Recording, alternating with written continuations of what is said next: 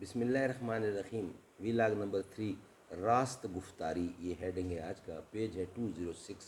پہلے بھی 206 چل رہا تھا، یہ بھی 206 ہے.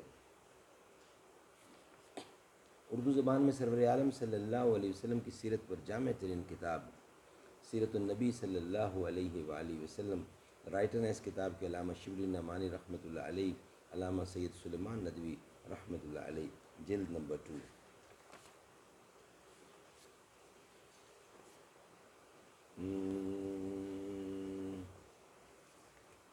بسم اللہ الرحمن الرحیم.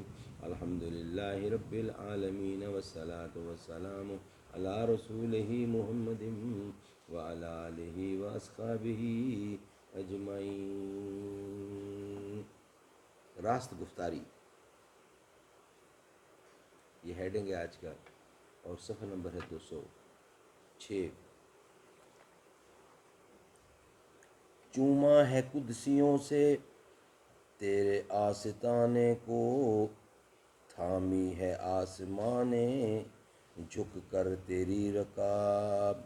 شایاں ہے تجھ کو سرور کونین کا لقب، نازاں ہے تجھ پہ رحمت دارین کا خطاب.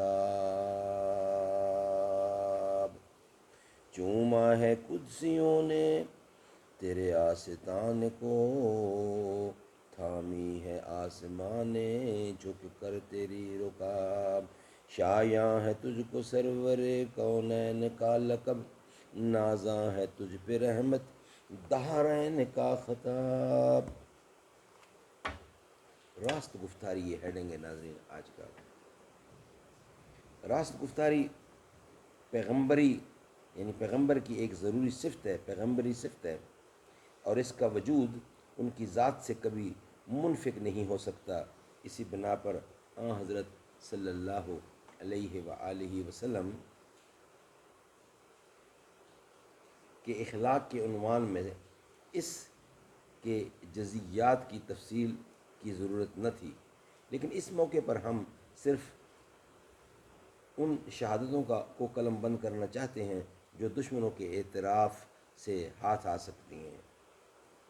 حضرت صلی اللہ علیہ وسلم نے جب نبوت کا دعویٰ کیا تو کفار میں جو لوگ آپ سے واقف تھے انہوں نے آپ کو کاذب اور دروغ گو یقین نہیں کیا، بلکہ یہ سمجھا کہ نعوذ باللہ آپ کے حواس درست نہیں، یہ آپ کی عقل نہیں بجا رہی.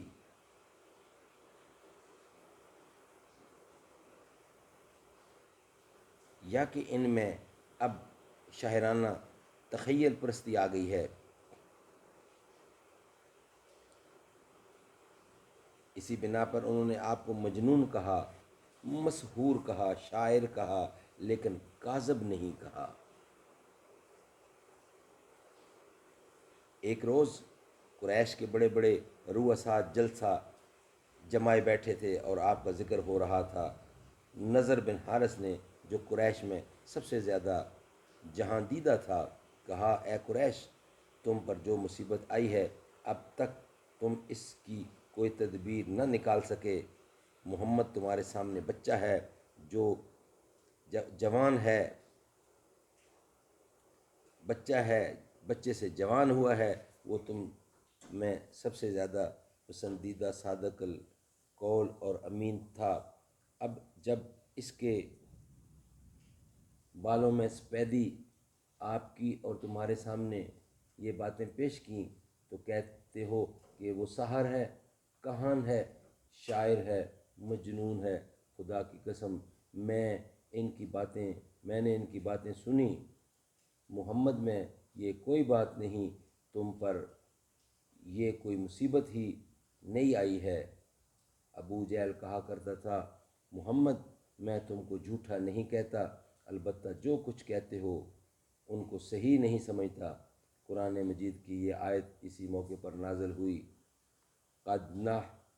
قد نعلم انه لا يحزنك الذي يقولون فإنهم لا يكذبونك ولكن الظالمين بآيات الله یجحدون، ہم جانتے ہیں کہ اے پیغمبر ان کافروں کی باتیں تم کو غمگین کرتی ہیں کیونکہ وہ تجھ کو نہیں جھٹلاتے، البتہ یہ ظالم اللہ کی آیتوں کا انکار کرتے ہیں۔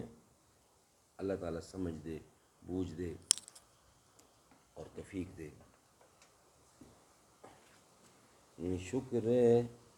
شکر ہے تیرا خدایا، میں تو اس قابل نہ تھا، تو نے اپنے گھر بلایا، میں تو اس قابل نہ تھا،